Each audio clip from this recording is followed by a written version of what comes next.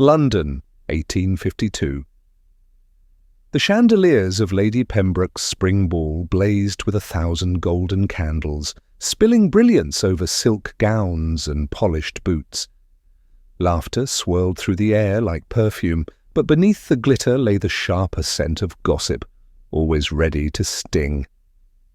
Lady Isolde Harrington stood at the edge of the grand ballroom, her posture regal though her heart throbbed with the familiar ache of scrutiny. At 32 she was hardly old by any measure of life, yet in the cruel eyes of the marriage mart she was a relic, a reminder of what happened when a woman dared to pass her 20s unwed. She could feel it, the whispers darting like daggers across the room. "There she is, the Harrington spinster," one young lady tittered behind a jewelled fan. Another added, "Poor thing, still clinging to satin gowns as if youth can be stitched back into the fabric." Their voices did not reach her ears directly, but she caught fragments, saw the sly smiles, the half-turned heads, the laughter quickly stifled when her gaze lifted. Isolde's emerald-green eyes, framed by auburn curls swept elegantly into a chignon, revealed nothing. She had learned long ago to master silence, to let her dignity be her only armor. Her gown tonight was of pale lilac silk, modestly cut yet exquisitely made, chosen not to outshine the glittering debutantes, but to remind the world she still possessed taste and grace. She held her head high, though inside the sting of mockery pressed like pins against her heart. How strange, she thought, that society could forgive so much. A young man's gambling debts, a widow's scandalous flirtations, even the Duchess of Rothbury's whispered affair, yet could not forgive a woman her age if she had not been chosen. Her father had once hoped for a fine match for her, but illness and dwindling fortune left her prospects slim. Years had passed, and though she had received admiration, she had not received what mattered most to London society, a proposal. Isolde had made peace, or at least told herself she had. She managed her father's estate with skill, read deeply in history and philosophy, and found solace in painting. Yet evenings like this, the relentless theatre of youth and beauty, tested her composure. Tonight was no different. The sea of bright gowns and laughing faces seemed younger each season, as if she had become the sole reminder of time's passage. A group of young men strolled past her, champagne glasses in hand. She caught the edge of their jest. "Perhaps Lady Harrington waits for Methuselah himself to return," one joked, and the others chuckled. Isolde's hand tightened imperceptibly around her fan. She did not lower her gaze, did not allow them the satisfaction of seeing her wounded. But oh, how the words sliced! Still there was something in her carriage and the way her shoulders refused to slump, the quiet fire in her eyes, that hinted at strength none of her tormentors understood. Beneath their ridicule, she remained unbroken. As the orchestra swelled with a Strauss waltz, couples swept onto the floor. Isolde lingered at the edge, unasked, as she often was. A pang of loneliness brushed against her chest, but she forced herself to inhale, to hold her chin high. She would not show weakness, she would not become their tragic entertainment. And yet, for all her stoicism, she could not quell the faintest whisper of longing. To dance again, truly dance, not as the reluctant partner of a pitying cousin or an aged viscount, but with someone who looked at her as if she were worth seeing. That was a foolish hope, she reminded herself. Foolish, because men looked past her now, seeking fresh debutantes like blossoms just opening, while she was deemed a flower long faded. But fate, it seemed, had grown impatient with the cruelty of whispers. Unseen by her, a pair of storm-blue eyes had been watching her from across the ballroom. Eyes belonging to the youngest duke in England, Adrian Ashcombe, a man barely 24, whose presence was a blaze of energy among the tired aristocracy. He had listened to the same whispers, heard the mockery, and rather than echo it, he found himself unsettled. Why did this woman, mocked as a relic, hold herself like a queen who needed no crown? Isolde did not yet notice him. She believed herself invisible, ridiculed into irrelevance. But the youngest duke would soon prove otherwise. And in that moment, when their paths finally crossed, the laughter of society would turn to gasps. Adrian Ashcombe, the Duke of Holmesworth, was unlike any other young man in the room. At 24, he had inherited his title far earlier than most, following the sudden death of his father in a hunting accident. His youth, combined with his wealth and charm, made him the most sought-after bachelor in England. Everywhere he went, mothers steered their daughters into his path, hopeful eyes fixed on the prize of his name. The air around him seemed to hum with expectation, as though every word, every step he took might alter the destiny of a dozen hopeful girls. But Adrian carried this burden with a mixture of amusement and quiet rebellion. He was handsome, broad-shouldered, with dark chestnut hair and piercing blue eyes that could turn from warmth to steel in a breath. He moved with a confidence that was not arrogance, but something more dangerous, self-possession.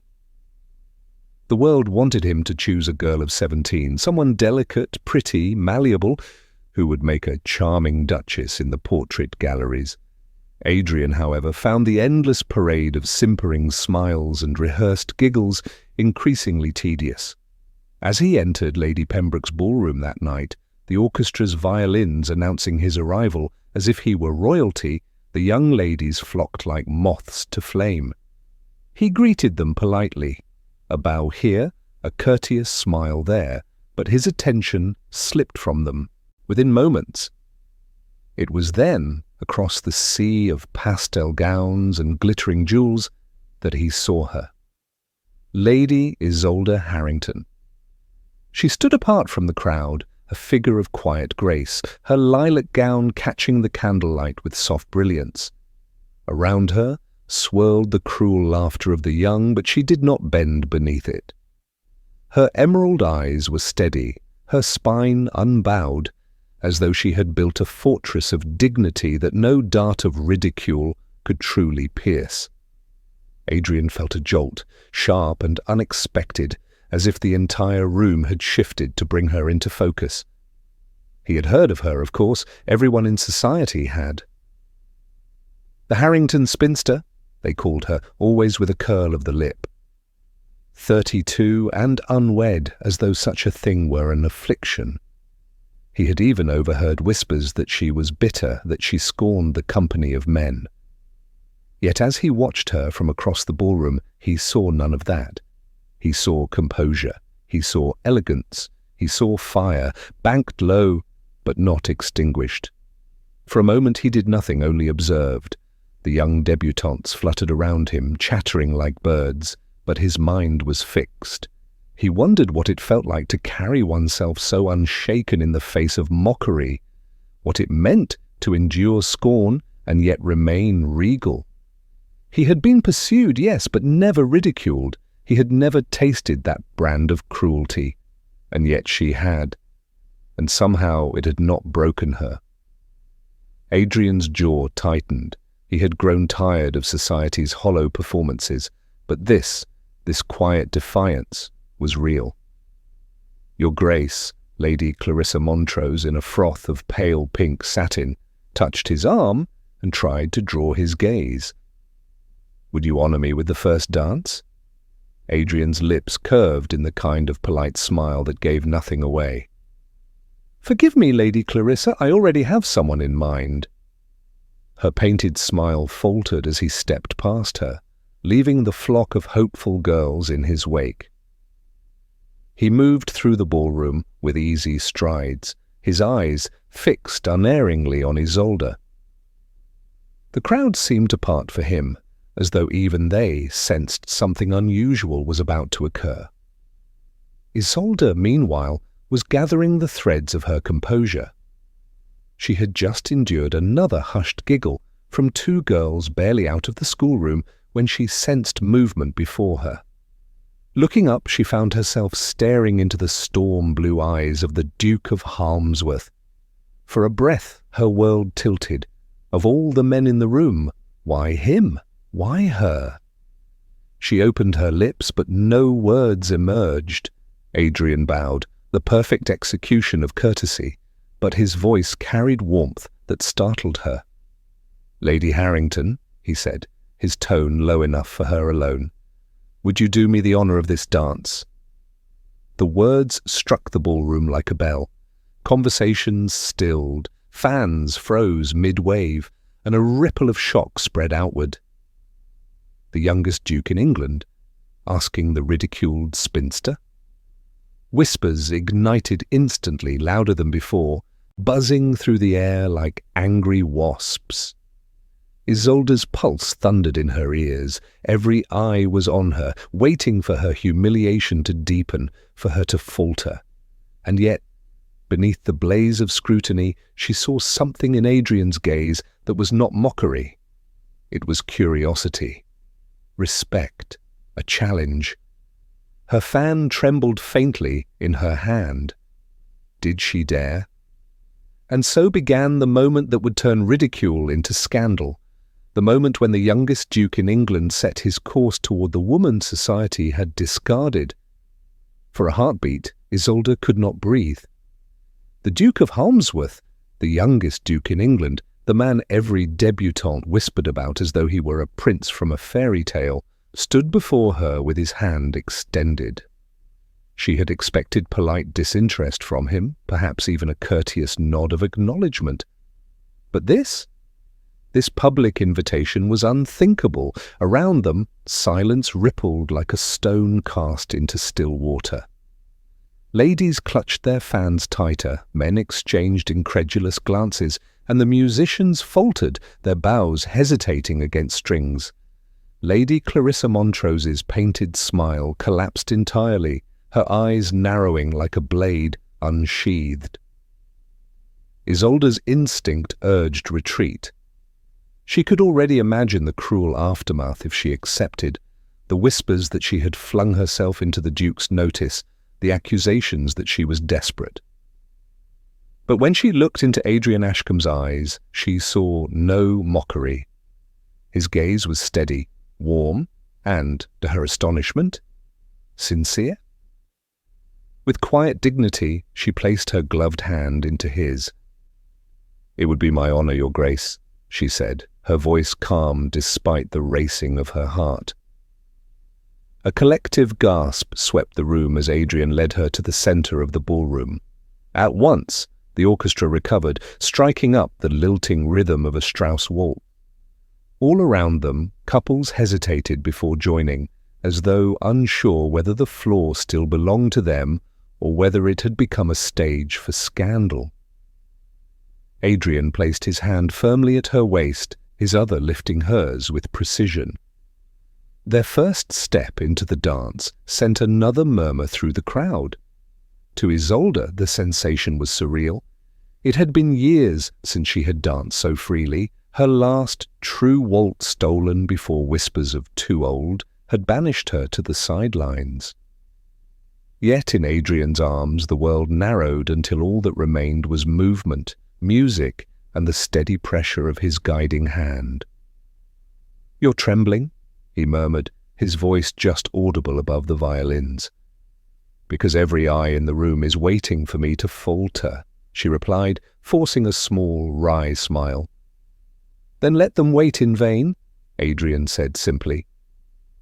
The words lodged in her chest like a spark, setting something alight. She dared to lift her gaze to his face, and what she found there was not pity, but admiration. Keen, deliberate admiration. Around them, gossip flew unchecked. "She must have bewitched him," one woman hissed. "Perhaps he wagers he can make her fall," another speculated. It's only sport. The young Duke must be mocking her. The men were no less cruel. She'll cling to him like ivy on an oak, one lord chuckled. Watch how she tries to keep pace. Yet none of their venom touched the pair at the centre of the room. Adrian danced with a precision that left no room for doubt, his steps protective, his grip sure. And Isolde, though her breath quickened and her pulse raced, matched him perfectly. The lilac silk of her gown caught the candlelight with every turn, casting her in an almost ethereal glow.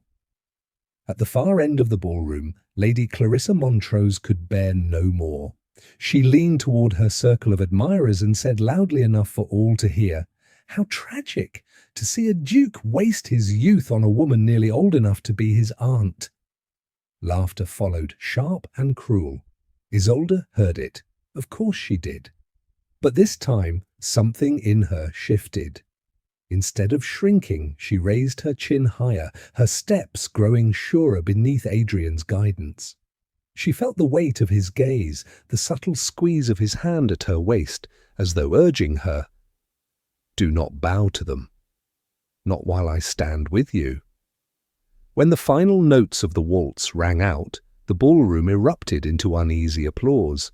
Some clapped politely, others half-heartedly, while a few, those who admired courage more than conformity, applauded with genuine fervour. Adrian bowed to her with the gravity of a knight before his queen. "Thank you, Lady Harrington," he said aloud, his voice carrying. "It was the finest dance of my evening." A hush fell. His declaration, simple as it was, felt like a gauntlet cast at the feet of society itself. And as he led her back to the edge of the floor, Isolde's heart thundered not with humiliation, but with a dangerous, unfamiliar sensation. Hope. The morning after Lady Pembroke's ball, London awoke not to bird-song but to scandal. By breakfast, every drawing-room hummed with the tale. The youngest duke in England had forsaken the blushing debutantes of the season to dance, not once, but an entire waltz, with Lady Isolde Harrington, the spinster of 32. Teacups rattled as matrons recounted the details. Some shook their heads in pity for Adrian Ashcombe, convinced he had been ensnared by some artful trick. Others scoffed, insisting it was a passing whim, a bit of cruel sport to amuse himself. By the time ink hit paper, the gossip columns had already taken sides. The Morning Gazette ran a sharp paragraph speculating whether the Duke's tastes leaned curiously toward elder sophistication, while the Daily Observer suggested the whole affair was evidence of a reckless spirit unfit for dukedom. Isolde, reading the cruel words over her solitary breakfast, felt her cheeks burn despite herself. She had braced for whispers, yes, but not for this avalanche of ridicule. She could see it even in her maid's hesitant glance, hear it in the strained politeness of her butler's voice. She was no longer invisible, she was spectacle. By afternoon, her callers dwindled. The few acquaintances who still came spoke with false brightness, their eyes darting with curiosity more than concern, and always the same, whispered as they departed, "What did he say to you? Why would he choose you?" Isolde locked herself in her drawing-room that evening, the curtains drawn against the stares of the world. She should have known better than to accept his invitation. She should have declined, spared herself the humiliation. She told herself this again and again, yet her heart betrayed her, replaying the memory of Adrian's steady gaze, the warmth in his voice when he called her finest partner of the evening. Against her will, hope pricked her like a stubborn thorn. Meanwhile, Adrian bore the storm in his own way. Friends warned him over brandy at the club. "You'll ruin your reputation before it even begins," Lord Ellesmere muttered. "Society will think you mad, dancing with a woman 8 years your elder. They'll believe you incapable of sound judgment." Adrian only laughed, though his jaw tightened. If society believes me mad for recognizing dignity where it resides, then let them. You could have had any girl, another pressed. Clarissa Montrose herself all but declared her love to you last night, and you spurned her for her? The man's eyes widened in disbelief. Adrian's reply was calm, but his tone brooked no argument. Because Lady Harrington is more woman than Clarissa Montrose could ever dream to be. The conversation ended there, but the gossip did not. Rumours spread that Adrian was pursuing Isolde in earnest. Others claimed it was a cruel jest, a bet placed among bored young lords. Isolde could not walk through the park without hearing whispers at her back. She withdrew, skipping balls, refusing invitations, content to vanish again rather than face ridicule. But Adrian would not let her retreat. On the third day after the ball, as she sat in her garden with a book unopened on her lap, she heard the crunch of carriage wheels on gravel. Looking up, she saw him step down, his presence filling the quiet lane like sudden thunder. "Your Grace?" she said, rising at once, her voice tight. "This is highly improper." "Then let us be improper," Adrian replied, striding forward. "You've hidden yourself away as though you've reason to be ashamed. And yet I was the one honoured to dance with you." Isolde shook her head. "You do not understand. They mock me, they mock you. I will not be the cause of your ruin." Adrian's gaze softened, but his voice carried steel. "Let them mock. I tire of their shallow games. I have no interest in wilted roses painted fresh each spring. You—" He stopped, breath tightening, as though he had said too much. Then more, quietly, "You are different. You are real." For a moment silence stretched between them, filled only by the chirp of sparrows in the hedges. Isolde's chest tightened painfully. She wanted to believe him, heaven help her, she wanted to. Yet fear gripped her, fear of hope, fear of disappointment, fear of trusting a man far too young and far too bold. "Please," she whispered, her composure faltering, "leave me to peace." But as he bowed and withdrew, his eyes lingering on hers, Isolde realized peace was no longer possible. For the first time in years, her heart had begun to stir, and it frightened her more than all the ridicule in London. Isolde spent the following days in restless solitude, pacing her drawing room until the rugs showed faint trails of her steps. Her father's estate was quiet now, too quiet, and though she told herself she relished solitude, she could not banish the image of Adrian Ashcombe's eyes fixed on hers. His words, "You are different, you are real," echoed, pulling against her resolve. She scolded herself for allowing them to take root. He was young, handsome, desired by every maiden in London. He could not truly mean it. Surely he would tire of his rebellious fancy and move on. But Adrian was not one to abandon what intrigued him, and Lady Isolde Harrington intrigued him more than any woman he had ever known. On the fifth evening after Lady Pembroke's ball, his carriage once again turned onto her estate drive. This time, Isolde's butler, flustered, tried to deny him entry.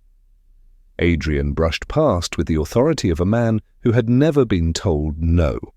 He found her in the library, surrounded by the fortress of her books, pretending to read by lamplight. "You must stop this," she said, before he could speak, her voice low but steady.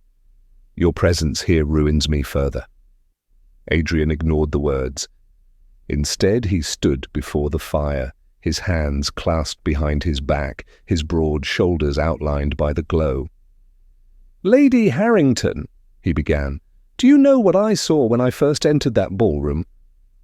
"I imagine a dozen eager girls fluttering like doves to your side," she replied, her lips tight with restraint. He shook his head. "No, I saw you, standing apart, alone yet unbroken. Do you realize how rare that is?" Everyone else bends beneath the weight of society's approval, but you stood there as if their whispers could not touch you. That is strength, Lady Harrington, and strength commands admiration." Isolde's composure faltered. "Admiration?" she repeated, the word trembling on her tongue. "Yes," Adrian said, stepping closer, his eyes alight with conviction. "Do not think me so shallow as to chase after the youngest, the prettiest, the most adorned. I have had my fill of hollow masks. What I desire is substance, what I admire is truth, and I found both in you." Isolde rose from her chair, retreating a step. Her hand pressed against the carved oak of the bookshelf. "You cannot mean this. You are 24, Carita Duke. With all of London's daughters eager to please, I am 32, mocked as a spinster. The scandal of our names, spoken together, already fills the columns." "Why court disaster?"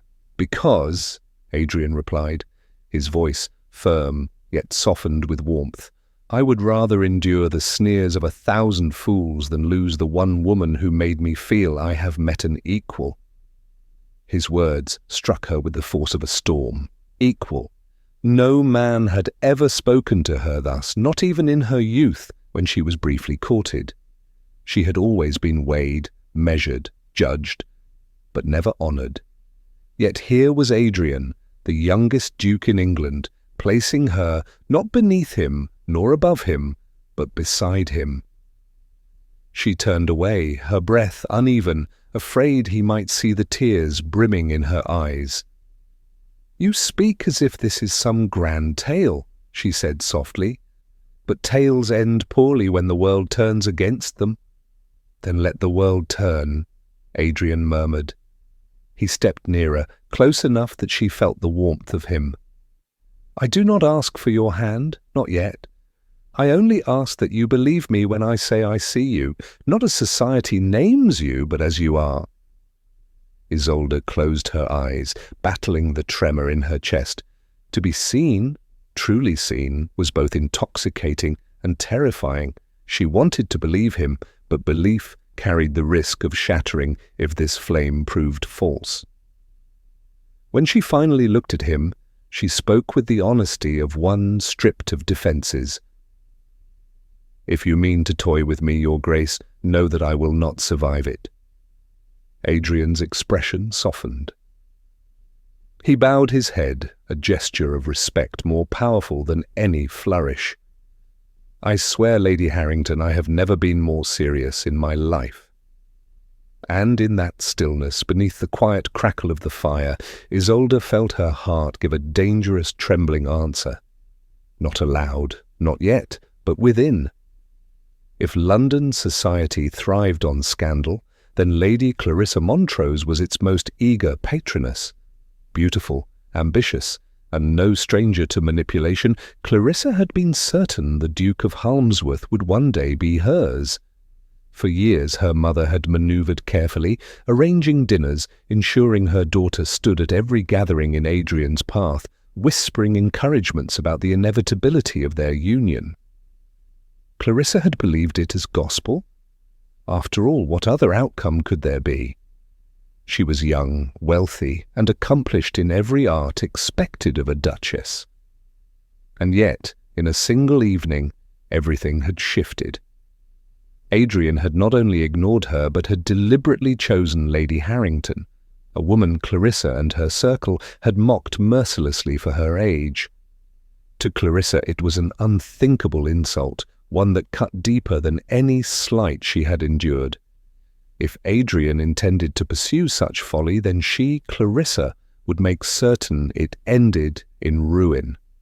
The opportunity arose swiftly. Within days, Clarissa hosted a musicale at her family's townhouse, drawing half the ton with promises of famed Italian singers and an evening of elegance. Adrian, obligated by courtesy, attended, and so, reluctantly, did Isolde, though she entered the glittering hall with her heart heavy and wary. She had not wished to come, but refusing would only feed rumours of her retreat. The moment Isolde appeared, whispers swept through the crowd. Clarissa, draped in emerald silk that clung to her youth like a weapon, greeted her with a smile sharp enough to cut glass. "Lady Harrington," she said sweetly, her voice carrying, "how delightful you could join us. I do admire your courage in attending after such notoriety." Isolde inclined her head, refusing to flinch. "I find courage is often required in London, Lady Clarissa." The barbs were set. Clarissa guided her toward a circle of younger women, all too eager to add their laughter to her cruelty. They spoke of fashions too old for their wearers, of how some women lingered on the marriage mart until desperation clouded their judgment. Each glance toward Isolde was a dagger wrapped in silk. Adrian across the room saw it all. He abandoned his polite conversation and strode forward, cutting through the crowd like a blade through water. When he reached them, his voice was calm, but it carried an edge that silenced the whispers. "Lady Clarissa," he said, bowing briefly, "you are a most generous hostess, yet I cannot help but feel this company unworthy of Lady Harrington. If you'll excuse us." Without waiting for her consent, he offered Isolde his arm. She hesitated, her pride warring with relief, but then placed her hand upon his sleeve. Together they moved through the ballroom, leaving Clarissa behind with a mask of fury frozen on her face. That night, Clarissa swore vengeance. She gathered her allies, fanning the flames of gossip wherever she went. Rumours sprouted like weeds that Isolde had trapped Adrian with sly tricks, that she had whispered poison against Clarissa, that she sought only to secure wealth before fading into spinsterhood. Some even claimed Isolde practiced subtle arts of seduction unbecoming of a lady, twisting her age into scandalous advantage. Isolde bore it with outward composure, but each whisper struck her like a lash. Alone in her chambers, she sometimes pressed her hands to her face, wondering if she had erred in ever accepting that first dance. Yet Adrian remained steadfast. At every gathering, he sought her out. He danced with her again, conversed with her, even escorted her through Hyde Park, where his presence beside her silenced many wagging tongues. His defiance of society's expectations only fueled Clarissa's determination. But for Isolde, it was both shield and torment. For with each gesture, her heart leaned further toward him, and with each gesture, the danger of ruin grew greater. One evening, as the two walked the lantern-lit path of Vauxhall Gardens, Adrian paused, his expression fierce. "I know they speak ill of you because of me," he said, "but I will not relent, Isolde. Do you understand? I will not step aside simply because society demands I choose another." Her breath caught. The fire in his eyes burned too brightly to be dismissed as whim. Still her voice trembled when she replied, "And if society decides I am unfit to stand beside you, what then?" Adrian's answer was unflinching. "Then society will have to reconcile itself to being wrong." And with those words, the battle lines were drawn, not merely between Adrian and Clarissa, but between the heart and the world that sought to deny it. Rain had begun to fall that evening, drumming steadily against the tall windows of Isolde's library. She sat alone, a shawl wrapped tightly about her shoulders, pretending to read while her thoughts tangled in endless circles. The gossip, the venom, Clarissa's mocking eyes, all of it pressed upon her until she could hardly breathe. When the butler announced the Duke of Harmsworth, she nearly told him to send Adrian away. Yet something in her refused to retreat again. She would not hide in shadows forever. "Show him in," she said, her voice quiet but steady.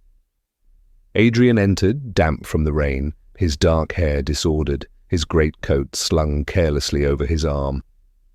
He looked less the untouchable Duke and more a man unsettled, restless. When his eyes found hers, the tension in his shoulders eased. "You should not be here," Isolde said, rising slowly. "Each visit only adds to the scandal." "Let it add," he replied, his tone fierce but warm. "I care little for scandal, Isolde. What I care for is you."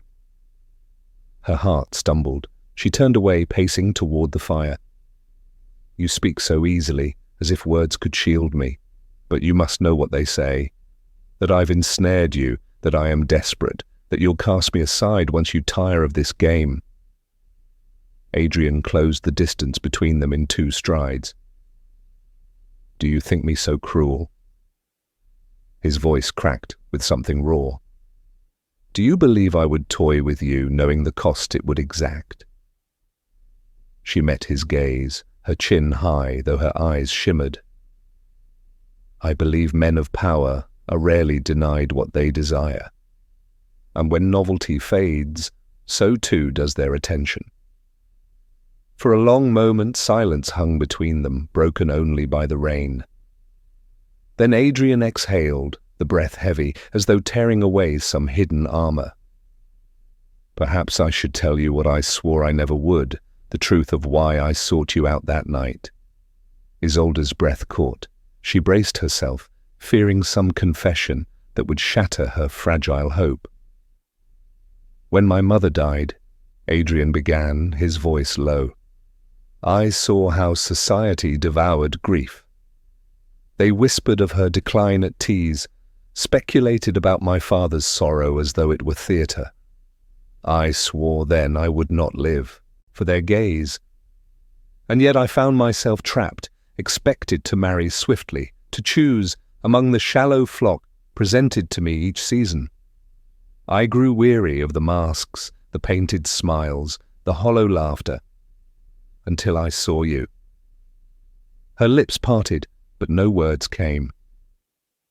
"You stood alone, but with dignity, mocked, yet unbroken. You were the first woman I had seen who did not bow, who did not scramble for favor. In you I saw not a mask, but a soul." His hand rose, hovering near her cheek, though he did not touch. "I saw truth, and I could not look away." The firelight flickered, casting golden shadows across the lines of his face, softening the sternness into something vulnerable. Isolde's breath trembled. Every wall she had built for years, the armor of wit, the shield of composure, wavered beneath his words.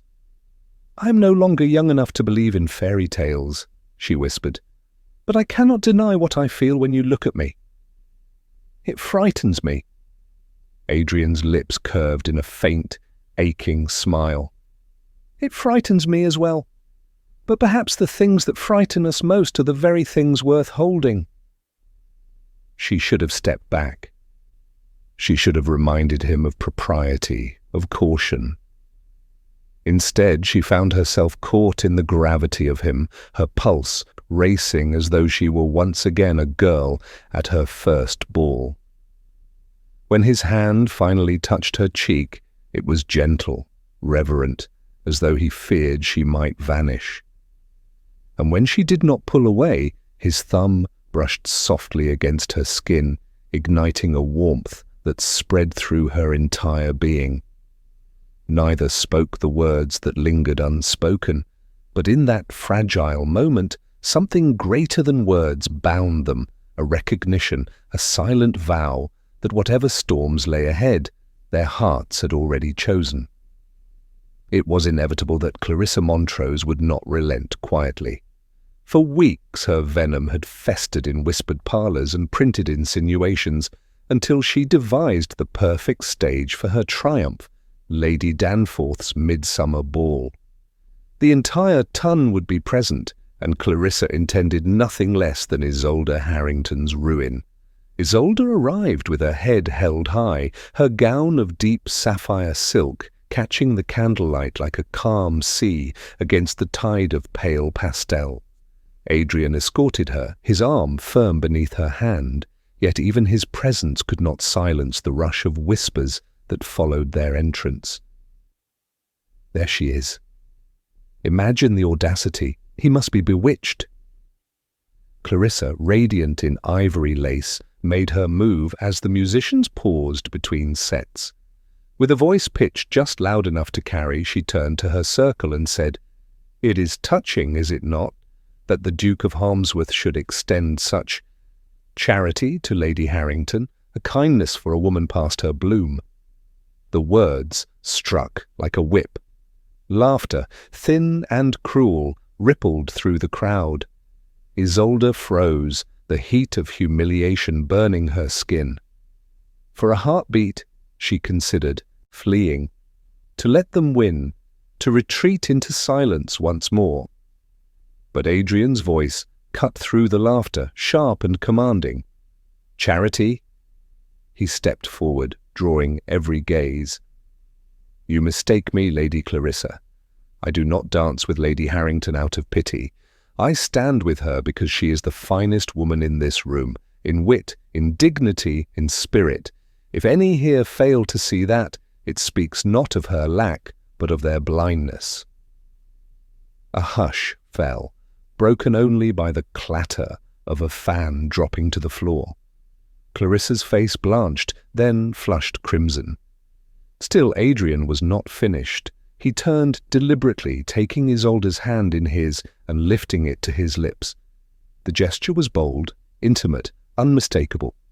His voice, though softer now, carried to every corner. "Let the world mock if it wishes. I do not seek its approval. I seek only hers." The ballroom erupted, not with laughter this time, but with gasps and startled murmurs. Some applauded, others whispered furiously. But no one could deny what had just occurred. The Duke of Harmsworth had publicly chosen Isolde Harrington, not as a dalliance, but as a declaration. Isolde's heart thundered. Her instinct was to pull away, to shield herself from further spectacle. Yet when she looked into Adrian's eyes, steady and unashamed, a different strength rose within her. She allowed her hand to linger in his, her chin lifting as if to say, "Yes, I am here, and I will not cower." Clarissa, trembling with rage, attempted a retort, but the moment had slipped beyond her control. Where she had sought to humiliate, Adrian had transformed the scene into triumph. And though society would still whisper, it would do so now with awe as well as scandal. Later, as the ball resumed in uneasy fashion, Adrian led Isolde onto the terrace. The summer air was warm, scented with roses, but it did little to cool the fire between them. "You should not have done that," Isolde whispered, her voice unsteady. "You risked everything, your reputation, your standing, for me." Adrian's reply was simple. "What is reputation if it requires me to deny truth? I will not pretend for their sake. I will not hide what I feel." Her breath caught. She turned away, staring at the moonlight pooling across the marble tiles. "And what is it you feel, Adrian?" His answer came without hesitation. "That from the moment I first saw you, I knew my life would not be the same. That you have unsettled me, challenged me, and awakened me in ways I did not think possible. That I admire you, Isolde, and more than admire you. Much more." The words hung between them, dangerous, precious. She did not yet answer, for her heart trembled on the edge of surrender. But in that instant she knew the breaking point had come, not just for society's judgment, but for her own guarded soul. The morning after Lady Danforth's ball dawned with the city humming like a hive of scandal. Every drawing-room from Mayfair to St. James buzzed with the same refrain. The Duke of Harmsworth had declared himself for Lady Harrington. Some whispered it with admiration, others with outrage, but none denied it. Isolde's name, once a byword for ridicule, was now spoken with fascination. sometimes dripping with malice, sometimes tinged with envy. Isolde herself sat in her morning room, the paper trembling slightly in her hand as she read the accounts. They had exaggerated, of course, painting Adrian as a reckless romantic, and her as some mysterious enchantress. She ought to have been mortified, but instead she found herself smiling despite her nerves. For once, she was not merely pitied or mocked. She was seen. Her reverie was interrupted by the sound of carriage wheels. Moments later, Adrian himself entered, unannounced as ever, his presence filling the room with restless energy. "You should not be here so soon," she said, rising to meet him. "The ink on the gossip pages has barely dried." "Then let them write again," he replied, his eyes blazing with determination. "Let them write what I will tell you now." Isolde froze, her heart stuttering. "Adrian!" He took her hands, firm but not forceful, his voice low and urgent. "I cannot waste another moment, Isolde. Last night proved what I have known for weeks. I will not live without you. The world may sneer, Clarissa may scheme, society may roar. But none of it matters. I want you, not as a scandal, not as a defiance, but as my wife." The word struck her like a thunderclap. Wife! She pulled back, breathless, her fingers slipping from his. "You cannot mean it. You would risk everything, your legacy, your name, by binding yourself to me." "I mean every word," he insisted. "What is legacy without happiness? What is a name if it is not spoken with truth? I am not asking you to save me from duty or to play a part. I am asking because I love you, Isolde Harrington, and because I want to spend my life proving it." Her chest tightened. Love. He had spoken the word she had dared not imagine. For years she had told herself such things were for the young, for the beautiful, for those unmarked by ridicule. And yet here he stood, the youngest duke in England, declaring it to her with a conviction that stole her breath. But fear gnawed at her, sharp and merciless. She stepped away, turning toward the window where sunlight streamed over the garden. "You cannot know what you risk. If you marry me, society will never forgive you. They will call you foolish, reckless. They will laugh at us both." Adrian came to her side, his voice softer now. "Then let them laugh. I would rather be a fool in their eyes than a coward in yours." Her hands trembled against the window frame. "And if your love fades? If one day you look at me and see only the years between us? What then?" He turned her gently, forcing her to face him. "Then I will remind myself that years are nothing beside the fire of your spirit. That time has only made you stronger, wiser, more radiant. Do you not see, Isolde? It is not despite your years that I love you. It is because of them." Her vision blurred with unshed tears. No man had ever spoken to her so. No man had dared to lift her beyond shame into honor. Still she hesitated. To say yes would be to step into a storm unlike any she had weathered before. To say no would be to shatter not only his heart, but her own. At last, her voice broke the silence, quiet but fierce. "If I accept, you must swear never to falter, never to let society's cruelty weaken your resolve." Adrian's answer was immediate. He took her hand, pressing it to his heart. "I swear it, upon my name, my honor, and all I possess. You are the only future I desire." Isolde closed her eyes, letting the warmth of his vow steady her. When she opened them again, she found her lips trembling into a smile that was half disbelief, half surrender. "Then, Adrian," she whispered, "you have my answer?" "Yes." The announcement came first through whispers, then in bold print across the morning papers. The Duke of Holmesworth betrothed to Lady Isolde Harrington. London erupted.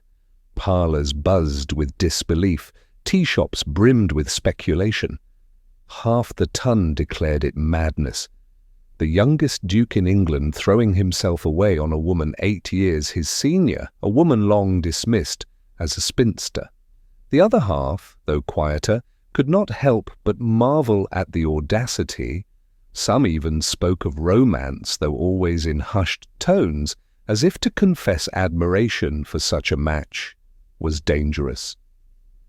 Isolde herself read the announcement with trembling hands.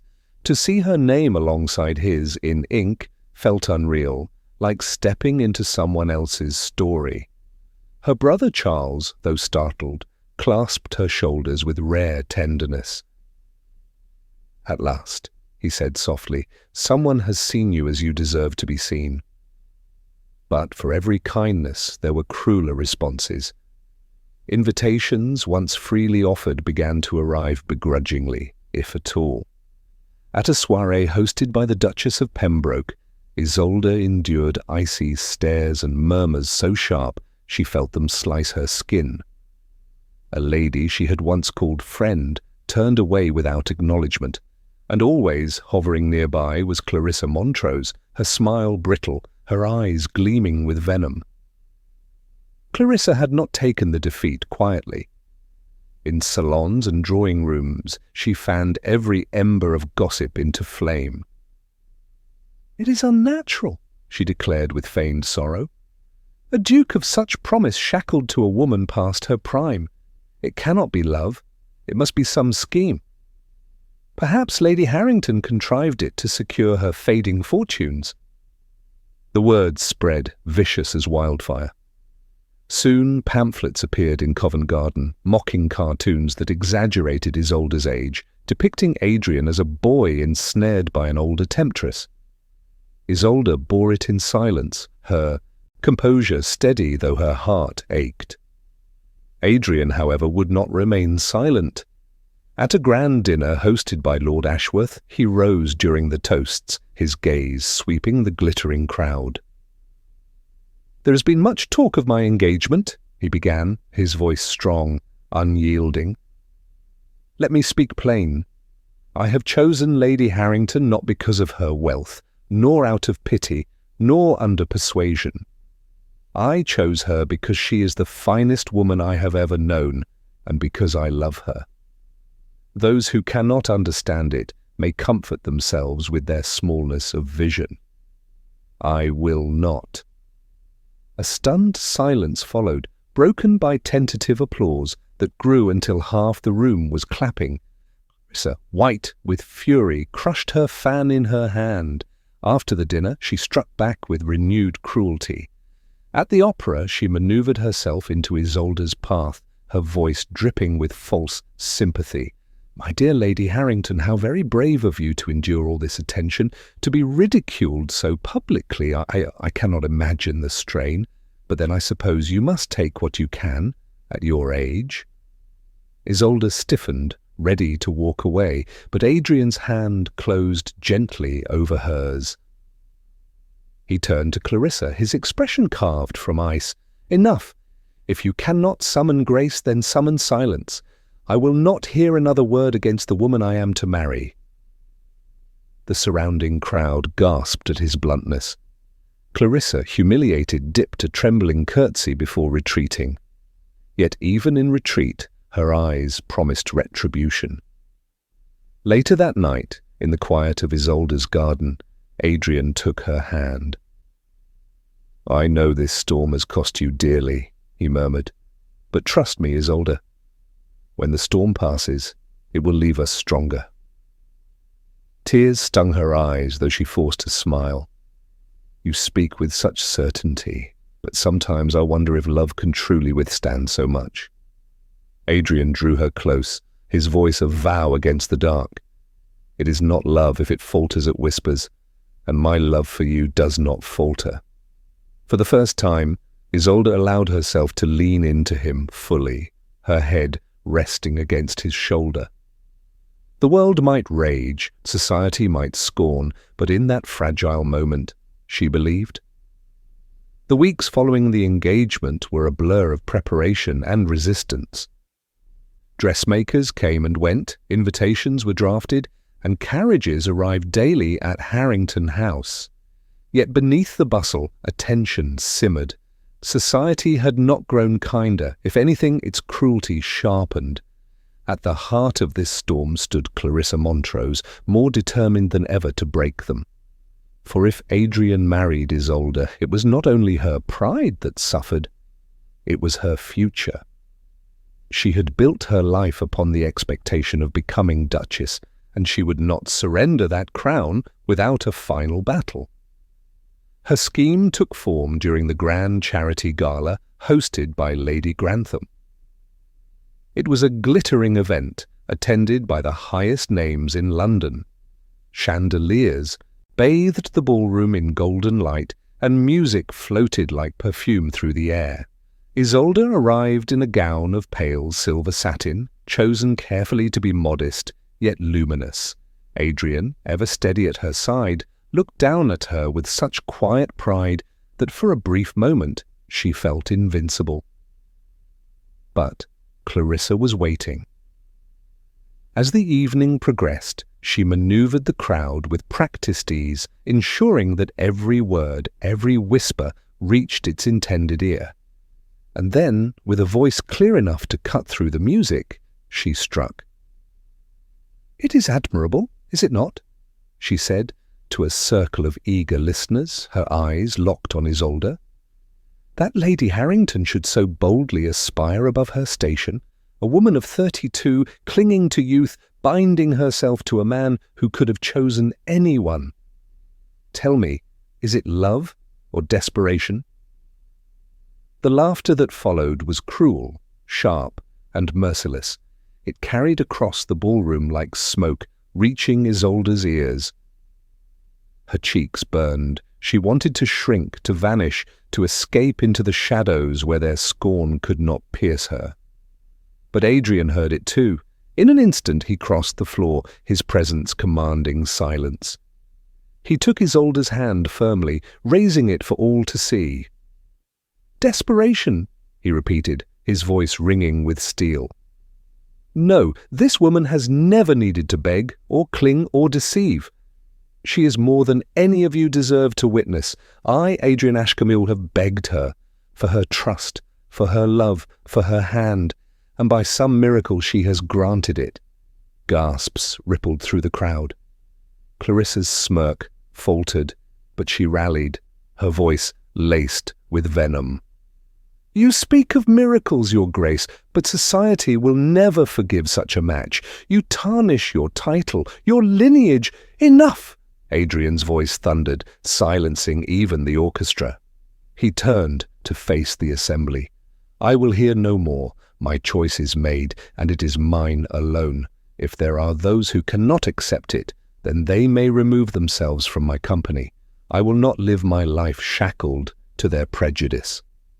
The hush that followed was absolute. Clarissa's face, pale with fury, betrayed the sting of her defeat. She had gambled on society's cruelty, but Adrian had turned it into a weapon of his own. Isolde, her hand still trembling in his, could scarcely breathe. To hear him speak so openly, so fiercely, shook the foundations of every fear she had clung to. For the first time, she believed not only in his love but in his willingness to fight for it. Later, when the crowd had dispersed and the music resumed, Adrian led her into a quiet alcove. His eyes searched hers, storm-grey yet tender. "Do you believe me now?" he asked softly. Tears glistened in her eyes. "I want to," she whispered, "but I fear if I believe too much, I will lose myself when the world turns again." He cupped her cheek gently, his thumb brushing away a tear. "You will not lose yourself, Isolde. You will find yourself with me." And though doubt still lingered, though the storm was not yet past, she leaned into his touch, choosing faith over fear. The gala had ended, but the echo of Adrian's words lingered in Isolde's mind long after the last carriage had rattled into the night. She replayed his vow over and over. his declaration that he had begged her for love. It was more than she had ever dreamed of hearing, yet part of her heart remained cautious, haunted by years of mockery and disappointment. It was in the stillness of the following evening that truth found its moment. Adrian came to Harrington House, unannounced but welcome, carrying none of his usual polished composure.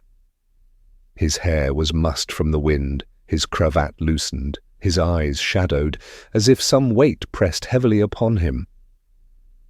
"I need to speak with you," he said, his voice rough. Isolde's heart quickened. She led him to the library, where the glow of the hearth cast long shadows across the shelves. There, with the doors closed against the world, Adrian began to pace, restless and taut as a bowstring. "You see me as certain," he said at last, his words tumbling out. "As fearless, unshaken. But I am not. I have carried a wound for years, and if you are to marry me, you must know it." Isolde's breath caught. She remained silent, letting him speak. "When I was 19, Adrian continued, I thought myself in love. A young lady of beauty and charm, one who dazzled every man in her orbit. I believed she saw me, truly saw me, when in truth she saw only my title. On the eve of our supposed betrothal, I learned she had been entertaining another. She laughed at me, Isolde, laughed that I thought myself chosen for anything but my name." His voice broke with bitterness, and he turned away, staring into the fire as though it held the memory. "It changed me. I swore then I would never be mocked again, never give my heart where it could be trampled. So I wrapped myself in pride, in distance.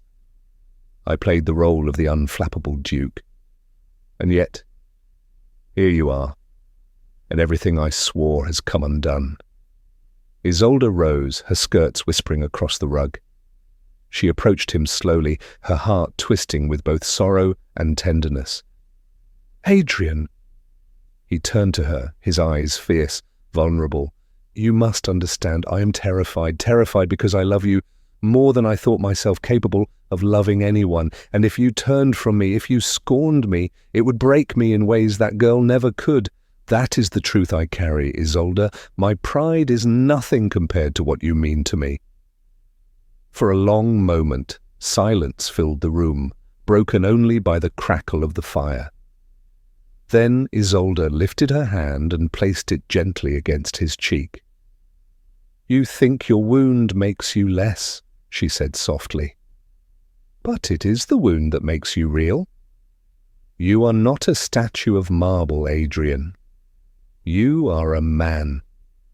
And it is not perfection I desire, but honesty." His breath caught as her words washed over him. Slowly he reached for her hand, pressing it to his lips with reverence. "All my life," he whispered, "I have been surrounded by people who wanted the Duke. But you see, Adrian, and that is why I cannot let you go." Tears pricked Isolde's eyes, though her smile was steady. "And I will not let you go, not for Clarissa, not for society, not for any cruel whisper. We have both been wounded, Adrian. But perhaps it is in each other that we will finally heal." The firelight bathed them in gold as he drew her into his arms. Their kiss, when it came, was not the desperate clash of fear and defiance, but something deeper, a vow sealed not in words, but in the meeting of souls. For the first time in years, Adrian felt the chains of his past loosen, and for the first time, Isolde allowed herself to believe that love could be not a danger, but a sanctuary. The weeks slipped by in a flurry of preparations. Seamstresses worked tirelessly on Isolde's wedding gown, florists filled Harrington House with blossoms, and carriages delivered gifts from those eager to court the Duke's favour. Yet beneath the scent of roses and the shine of polished silver, unease coiled like a serpent. For not all gifts were kindly meant. One morning, as Isolde arranged correspondence in her study, a package arrived. Its paper was fine, its seal unfamiliar. She broke it open and froze. Inside lay a set of yellowed letters tied with ribbon. Love notes penned in Adrian's hand, addressed not to her, but to a woman named Lydia Beaumont. The words spoke of devotion, of promises made and futures imagined. Isolde's chest tightened. She had never heard of this woman. The timing was no accident. Gossip soon followed. Clarissa's allies whispered that the Duke of Holmesworth had once been engaged in secret, that Isolde was merely his second choice, a convenient shield against scandal. Adrian returned that evening to find her pale, the letters spread across her desk. His eyes widened in shock. "Where did you get these?" "They came this morning," she said, her voice low, trembling. "Adrian, is it true? Did you love her?" He gathered the letters, his jaw clenched. "Yes. Years ago, before I knew what love truly was. Lydia she was a dream I thought I wanted. But it was shallow, built on illusions. She betrayed me for wealth and status, as so many do. Isolde, these words are relics of a boy who had not yet learned to see." Her throat tightened. "Then why would someone send them now?" "Because they fear us," he answered grimly. "Because Clarissa will grasp at any weapon to wound you, but do not let her succeed. Do not let my past steal our future."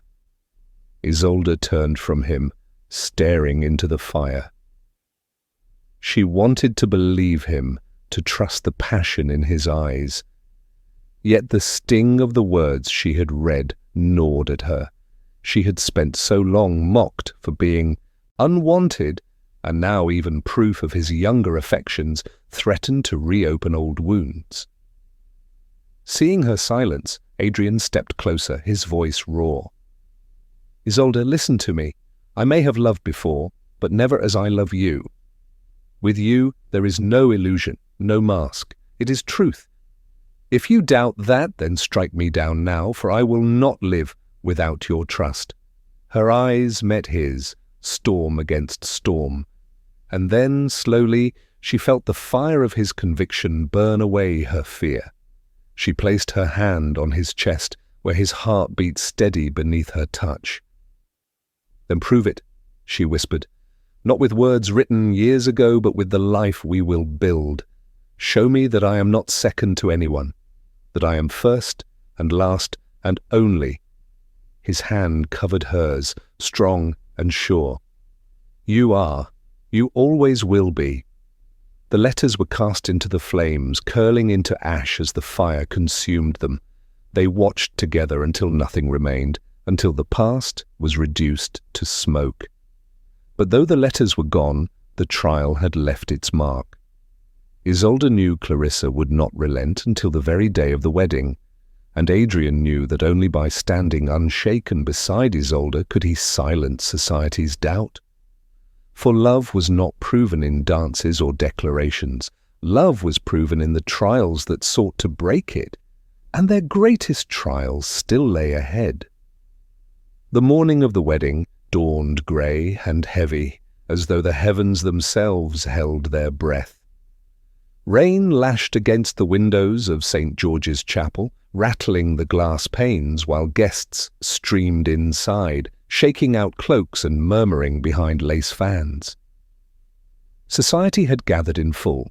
Dukes, duchesses, viscounts, ladies bedecked in jewels, all eager to witness either triumph or disaster. Isolde, in her chamber, stood before the mirror, while her maid adjusted the final pearl comb in her auburn hair. Her gown shimmered like moonlight, silver-threaded lace cascading to the floor. Yet beneath her beauty lay a heart pounding with dread. She had survived ridicule, whispers, and Clarissa's schemes, but still she feared some last cruelty might strike before she could take her vows. Her fear proved justified. As the organ began its solemn prelude, and Isolde stepped into the aisle on her brother's arm, A rustle swept through the congregation. Clarissa Montrose rose from her pew, her gown of crimson silk blazing like fire among the pale hues of the crowd. "I object!" her voice rang sharp, halting the ceremony before it began. Gasps erupted, the organ faltered, and the officiant froze mid-benediction. Adrian, waiting at the altar, went rigid, his jaw tightened, his grey eyes flashing with storm. Clarissa lifted a packet of papers high for all to see. "This marriage is a sham," she declared. "The Duke has deceived you all. He pledged himself once before to Lydia Beaumont. Here lies his proof. Letters of devotion, promises of fidelity. How can he wed another while such—" "Oaths still stain his honour!" The crowd erupted in shocked whispers. Isolde's steps faltered, her brother's grip tightening protectively on her arm. For a single, dreadful heartbeat, the nightmare seemed real. That her happiness would collapse in humiliation, that Clarissa's venom might undo everything. But then Adrian stepped forward. "Bring them here," he commanded. Clarissa hesitated, but the crowd pressed her, and she relished the drama too much to deny. She handed the letters to the officiant, who passed them to Adrian. The Duke held them aloft, his voice ringing clear. "These are relics of a boy I once was. Foolish, blind, betrayed. They hold no power over the man I am now. For I do not belong to Lydia Beaumont, nor to Lady Clarissa Montrose, nor to any whispering mouth in this room.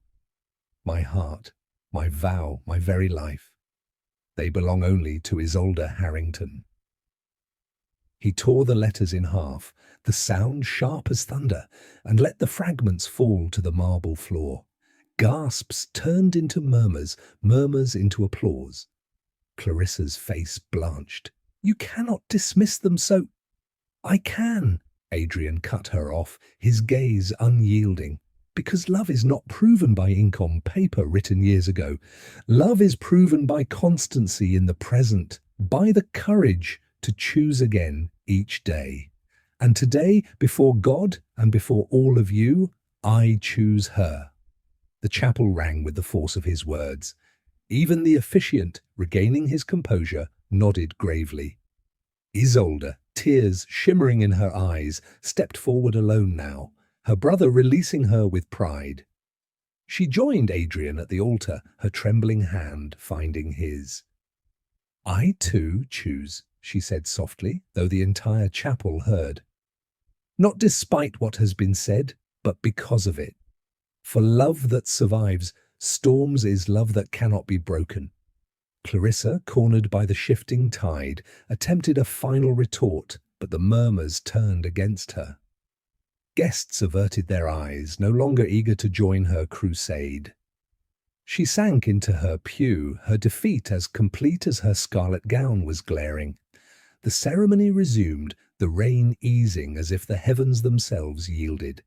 And when the vows were spoken, they were not merely words but lifelines, binding two souls who had endured trial by fire. As Adrian slid the ring onto Isolde's finger, applause thundered through the chapel. No longer whispers of doubt, but a chorus of acceptance. They were husband and wife, but even as joy swelled, both knew the battle had cost them dearly.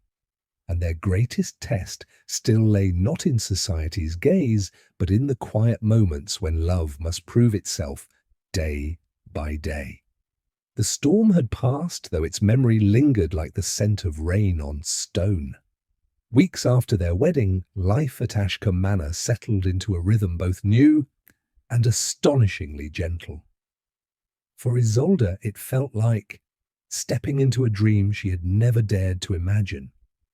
A life where she was no longer the subject of whispers, no longer the forgotten spinster at the edge of the ballroom, but the Duchess of Harmsworth, and more importantly, the woman loved by Adrian with a devotion that daily proved itself true.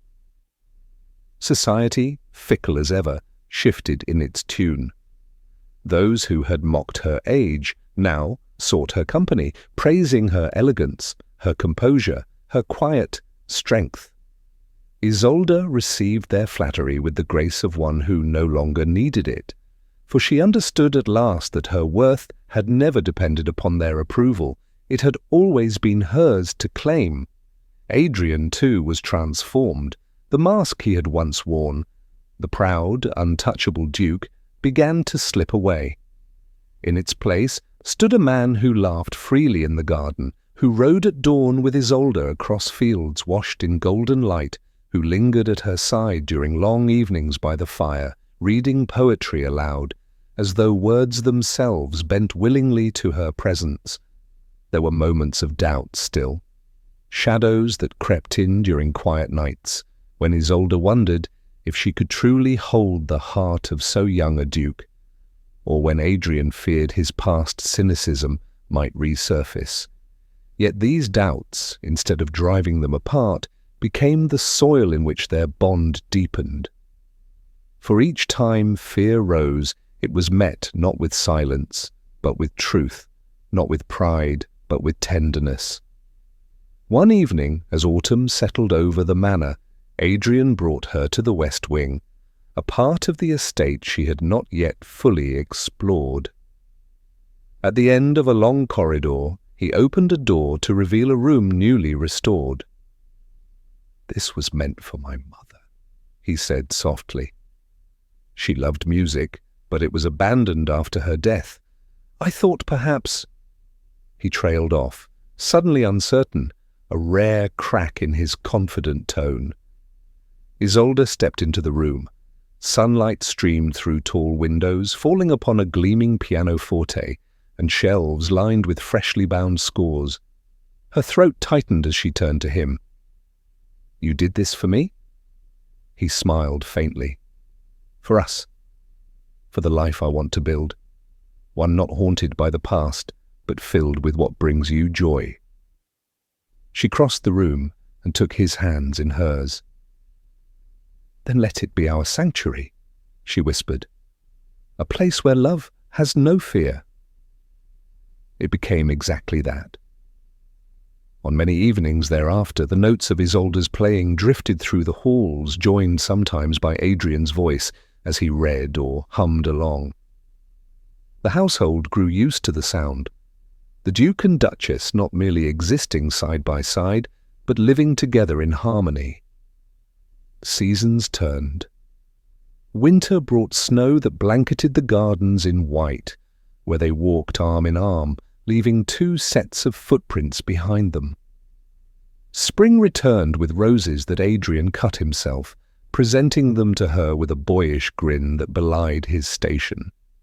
Summer saw their halls filled with friends who spoke not of scandal, but of admiration for the rare and radiant bond they witnessed. And through it all, Isolde's heart remained steady, certain at last of what had once seemed impossible, that she was not too old, not too late, not unworthy of love. She was precisely where she belonged, chosen not for her youth, but for her soul. On the anniversary of their vows, Adrian led her once more to the chapel.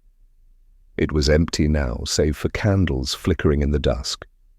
He knelt before her, not as duke, but as man, and pressed his lips to her hand.